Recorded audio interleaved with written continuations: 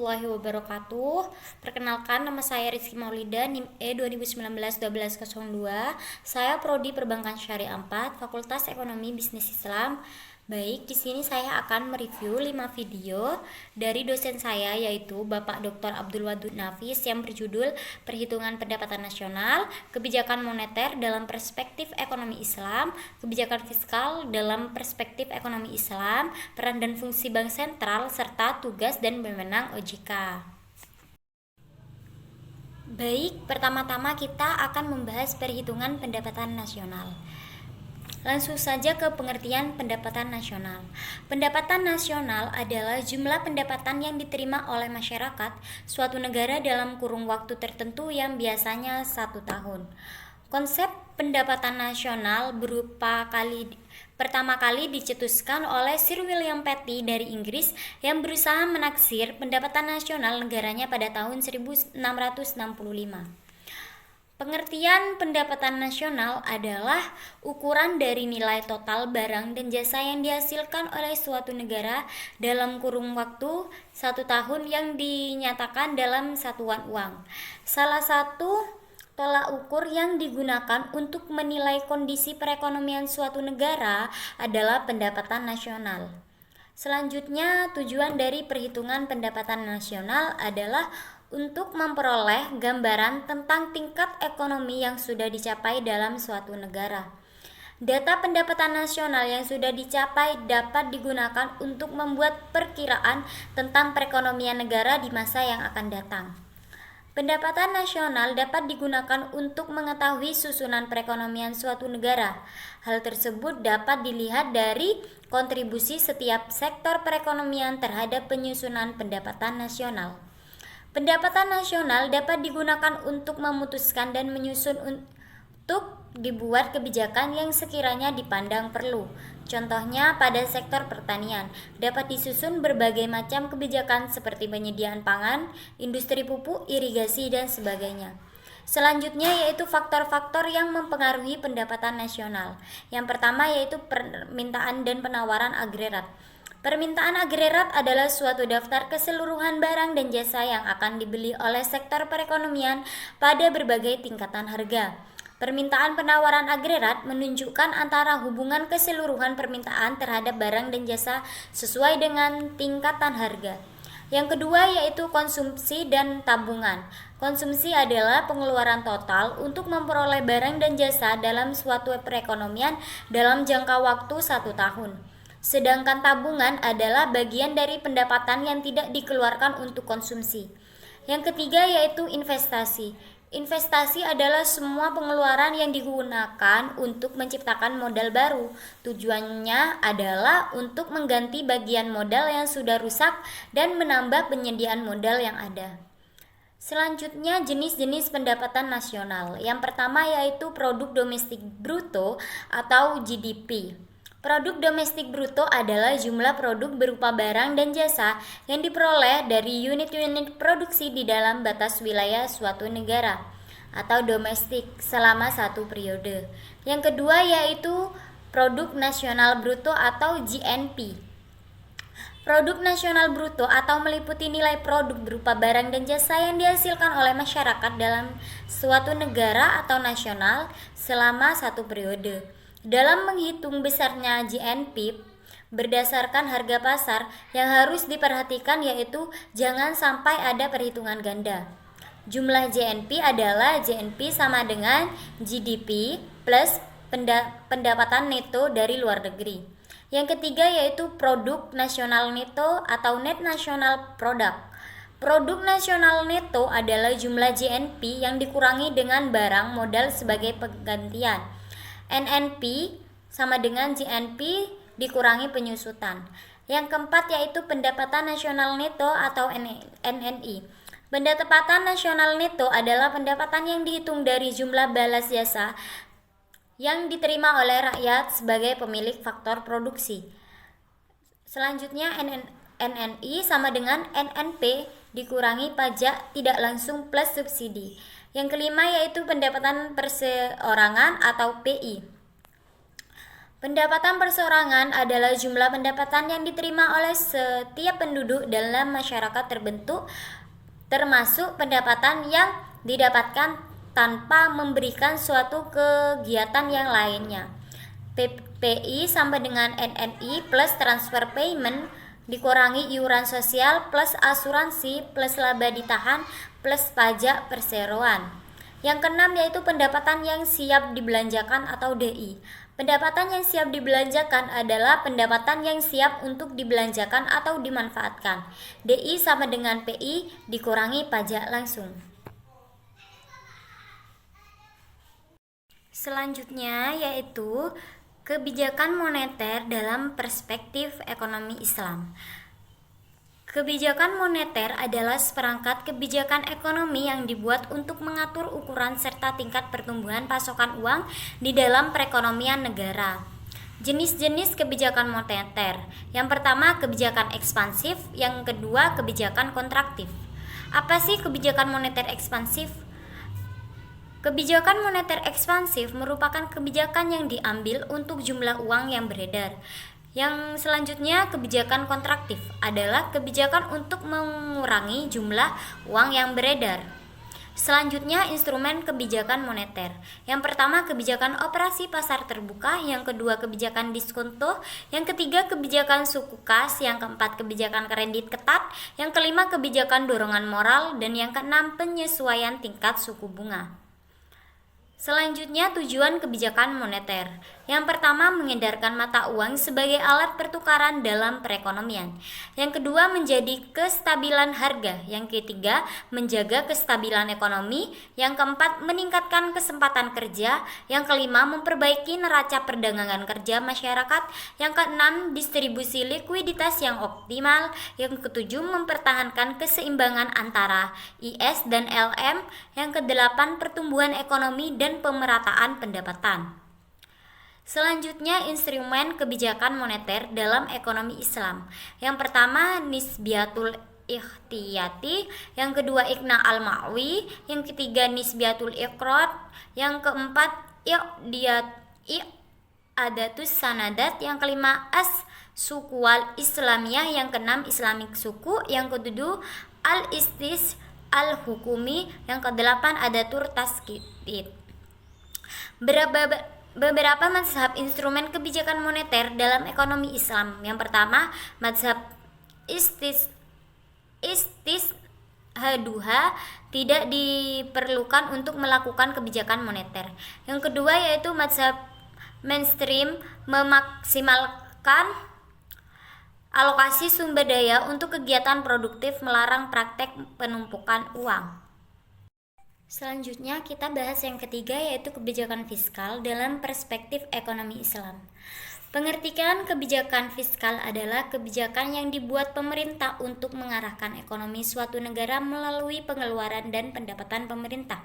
Kebijakan fiskal berbeda dengan kebijakan moneter yang bertujuan menstabilkan perekonomian dengan cara mengontrol tingkat bunga dan jumlah uang yang beredar. Berikut adalah tujuan kebijakan fiskal: mencapai kestabilan perekonomian nasional, memacu pertumbuhan ekonomi, mendorong laju investasi, membuka kesempatan kerja yang luas, mewujudkan keahlian sosial sebagai wujud pemerataan dan mendistribusikan pendapatan, mengurangi pengangguran, menjaga stabilitas harga barang dan jasa agar terhindar dari inflasi.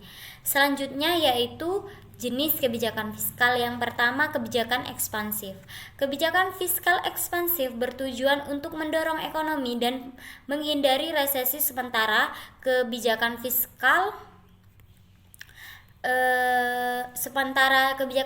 kontraktif biasanya dirancang untuk mengekang inflasi yang cepat. Yang kedua yaitu kebijakan kontraksional. Kebijakan kontraksioner dilakukan dengan memotong pengeluaran negara dan peningkatan pajak. Komponen kebijakan fiskal yang pertama, kebijakan perpajakan. Kebijakan perpajakan merupakan salah satu kebijakan yang diperlakukan dalam penentuan fiskal polisi. Pajak merupakan salah satu sumber pendapatan pemerintah yang terbesar, baik dari pajak langsung maupun pajak tidak langsung. Penetapan kebijakan ini bertujuan menjaga pajak progresif melalui keputusan pemberlakuan pajak. Yang kedua yaitu kebijakan pengeluaran yang berkaitan dengan pendapatan dan pengeluaran modal dalam negara diatur dengan kebijakan pengeluaran. Pengeluaran modal dilakukan untuk berbagai bidang seperti pendidikan, kesehatan, dan sebagainya, serta membayar kewajiban negara beserta bunga internal maupun eksternalnya. Yang ketiga, kebijakan investasi dan disinvestasi. Agar pertumbuhan ekonomi berada dalam keseimbangan, maka optimalisasi investasi harus ditingkatkan. Pada beberapa tahun belakangan ini, arus modal internasional semakin meningkat dan memberikan dampak yang cukup besar. Melalui arus modal internasional, ekonomi domestik dapat diintegrasikan secara baik dengan ekonomi global. Yang keempat yaitu pengelolaan utang atau surplus. Apabila pendapatan yang diterima oleh pemerintah lebih besar daripada anggaran yang dihabiskan, maka negara tersebut mengalami surplus. Namun jika terjadi kondisi sebaliknya, maka negara tersebut mengalami defisit atau kerugian. Pembiayaan terhadap defisit atau kerugian dilakukan dengan melakukan pinjaman dari pihak asing atau dengan mencetak uang. Selanjutnya yaitu instrumen kebijakan fiskal. Yang pertama, anggaran belanja seimbang. Yang kedua, pembiayaan fungsional. Yang ketiga, anggaran defisit atau kebijakan fiskal ekspansif. Yang keempat, anggaran surplus atau kebijakan fiskal kontraktif. Yang kelima, stabilitas anggaran otomatis. Yang keenam yaitu pengelolaan anggaran Selanjutnya yaitu fungsi kebijakan fiskal, mengoptimalkan penggunaan sumber daya alam dengan sumber daya manusia, karena sumber daya merupakan salah satu komponen penting yang harus ada dalam sebuah negara. Mengoptimalkan kegiatan investasi, alokasi, terus distribusi, stabilisasi, pembangunan. Selanjutnya yaitu ciri-ciri kebijakan fiskal, yaitu yang pertama, pengeluaran negara dilakukan berdasarkan pendapatan sehingga jarang terjadi defisit anggaran. Yang kedua, sistem pajak proporsional. Pajak dalam ekonomi Islam dibebankan berdasarkan tingkat produktivitasnya. Misalnya kharaj. Besarnya pajak ditentukan berdasarkan tingkat kesuburan tanah, metode irigasi maupun jenis tanaman. Yang ketiga, penghitungan zakat berdasarkan hasil keuntungan, bukan pada jumlah barang, misalnya zakat perdagangan. Yang dikeluarkan zakatnya adalah hasil keuntungan, sehingga tidak ada dibebankan terhadap biaya produksinya. Baik, selanjutnya kita akan membahas peran dan fungsi Bank Sentral. Bank Sentral merupakan lembaga yang memiliki peran penting dalam perekonomian suatu bangsa, terutama di bidang moneter, keuangan, dan perbankan. Sehingga oleh karena itu, Bank Sentral menjalankan tugas berdasarkan garis-garis pokok kebijaksanaan yang ditetapkan oleh pemerintah. Bank Sentral dibentuk dengan tujuan suatu ekonomi tertentu yang menyangkut kepentingan nasional atau kesejahteraan umum, seperti stabilitas harga dan perkembangan ekonomi, dan di sisi lain dalam suatu sistem perbankan. Ketiadaan koordinator dan regulator yang tidak berpihak akan mengakibatkan bank-bank tidak dapat melaksanakan operasinya secara efisien. Oleh karena itu, Bank Sentral dapat melaksanakan pengawasan terhadap kebijakan moneter oleh bank-bank dan untuk mengawasi serta memimpin seluruh sistem perbankan. Selanjutnya yaitu peran Bank Sentral akan tercermin dari tugas utama yang diembannya, yaitu menetapkan dan melaksanakan kebijakan moneter, mengatur dan mengawasi bank, serta menjaga kelancaran sistem pembayaran. Peran yang sangat mendasar adalah mencetak dan mengedarkan uang. Bank Sentral merupakan salah satu lembaga yang berwenang untuk mengeluarkan dan mengedarkan mata uang sebagai alat pembayaran yang sah di suatu negara. Di Indonesia, peranan Bank Sentral ini diserahkan kepada Bank Indonesia. Tujuan Bank Sentral yaitu mencapai dan memelihara kestabilan nilai mata uang yang tercermin dari laju inflasi dan perkembangan nilai tukar uang dalam negeri terhadap mata uang asing. Jika salah satu negara inflasinya rendah, maka nilai mata uang tersebut stabil. Selanjutnya yaitu tugas Bank Sentral. Sedangkan tugas Bank Sentral dalam hal ini Bank Indonesia yang telah diterangkan pada Undang-Undang Nomor 23 Tahun 1999 adalah sebagai berikut. Yang pertama, melakukan pengaturan sirkulasi uang dengan cara menentukan dan menjalankan menurut kebijakan moneter. Yang kedua, melakukan pengaturan dan mendorong kemudahan sistem pembayaran dan produksi. Tugas Bank Sentral berkaitan dengan pemerintah, penyediaan kredit terhadap pemerintah. Yang pertama, mengatur kas pemerintah. Yang kedua, membuat proses lelang dan menjual surat hutang negara. Yang ketiga, melakukan pengedaran uang sebagai alat pembayaran yang sah. Yang keempat, mempunyai hak penuh terhadap pencetakan dan produksi uang. Yang kelima, mempunyai hak tunggal terhadap pencetakan uang. Selanjutnya, tugas Bank Sentral dalam perbankan. Yang pertama, menentukan suku bunga sebagai banker. Yang kedua, melakukan pengembangan kredit yang sehat. Yang ketiga, melakukan pembinaan semua bank yang ada. Yang keempat, melakukan pengaturan, pengontrolan, dan T.5.5.5 perluasan jaringan serta lalu lintas pembayaran. Yang keenam, melakukan support dan mendorong masyarakat untuk menjalankan usaha yang produktif. Selanjutnya, kewenangan Bank Sentral. Kewenangan Bank Sentral di Indonesia di bidang moneter antara lain yaitu sebagai berikut. Yang pertama, untuk melakukan pengendalian moneter, yakni operasi pasar terbuka, penempatan tingkat diskonto, menetapkan cadangan wajib minimum, dan mengatur kredit atau pembiayaan. Yang kedua yaitu menentukan target moneter dengan melakukan pertimbangan sasaran laju inflasi nasional. Yang ketiga, melakukan pengontrolan kebijakan yang berhubungan dengan keuangan. Kebijakan keuangan yang dimaksud yaitu penerapan kebijakan diskonto, penerapan cadangan wajib minimum, pengontrolan pembiayaan dan kredit. Yang terakhir, kita akan membahas tugas dan wewenang OJK. Secara historis, ide untuk membentuk lembaga khusus untuk melakukan pengawasan perbankan telah dimunculkan semenjak diundangkannya Undang-Undang Nomor 23 Tahun 1999 tentang Bank Indonesia. Dalam undang-undang tersebut dijelaskan bahwa tugas pengawasan terhadap bank akan dilakukan oleh lembaga pengawasan sektor jasa keuangan yang independen dan dibentuk dengan undang-undang. Akan tetapi dalam prosesnya sampai dengan tahun 2010 pemerintah untuk pembentukan lembaga pengawasan ini yang kemudian dikenal dengan Otoritas Jasa Keuangan atau OJK masih belum terrealisasi.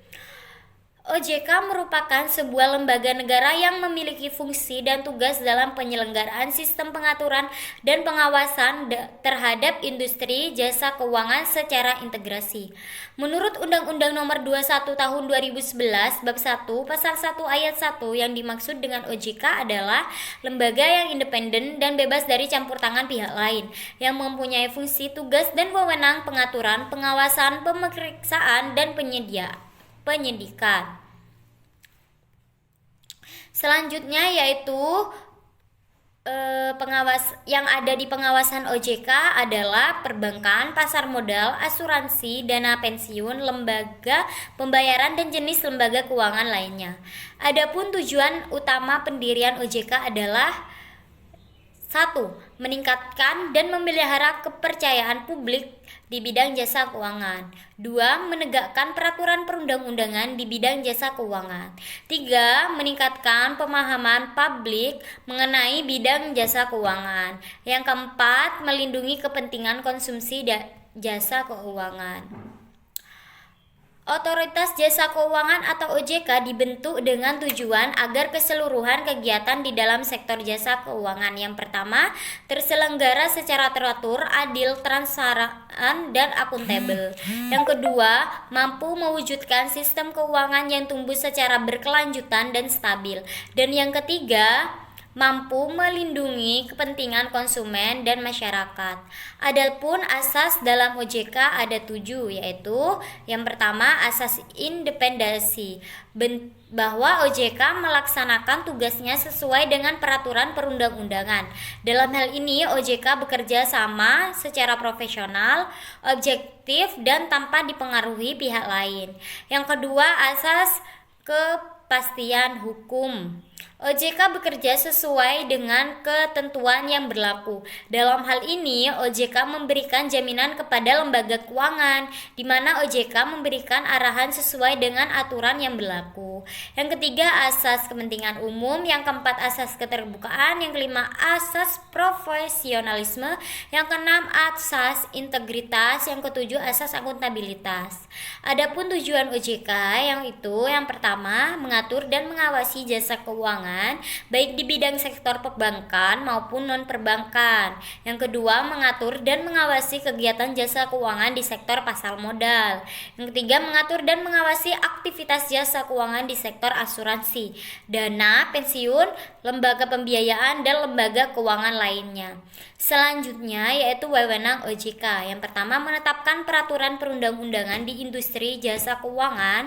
Yang kedua, membuat dan menetapkan peraturan tentang pengawasan di industri jasa keuangan. Yang ketiga, membuat dan menetapkan kebijakan tentang pelaksanaan tugas OJK. Yang keempat, mengatur tentang tata cara penetapan pengelolaan statutier di lembaga keuangan. Yang kelima, mengatur tentang struktur organisasi dan infrastruktur serta pengelolaan kekayaan dan kewajiban. Yang keenam, membuat dan menetapkan peraturan tentang tata cara pemberian surat sanksi berdasarkan peraturan perundang-undangan yang berlaku di sektor jasa keuangan. Yang ketujuh, membuat dan menetapkan kebijakan mengenai tata cara pengawasan terhadap industri jasa keuangan. Yang kedelapan, OJK dapat melakukan pengawasan, pemeriksaan, penyidikan, dan perlindungan konsumen dan tindakan lain terhadap industri jasa keuangan. Yang kesembilan, memberikan sanksi administratif kepada pihak yang melanggar peraturan perundang-undangan di sektor jasa keuangan. Yang kesepuluh, OJK berwenang memberikan dan mencabut izin usaha, pengesahan dan penetapan lain dalam peraturan perundang-undangan di sektor jasa keuangan. Baik, terima kasih. Itu saja yang bisa saya jelaskan. Saya mohon maaf bila ada kata yang salah atau kekeliruan dari saya. Wabillahi taufiq wal hidayah. Wassalamualaikum warahmatullahi wabarakatuh.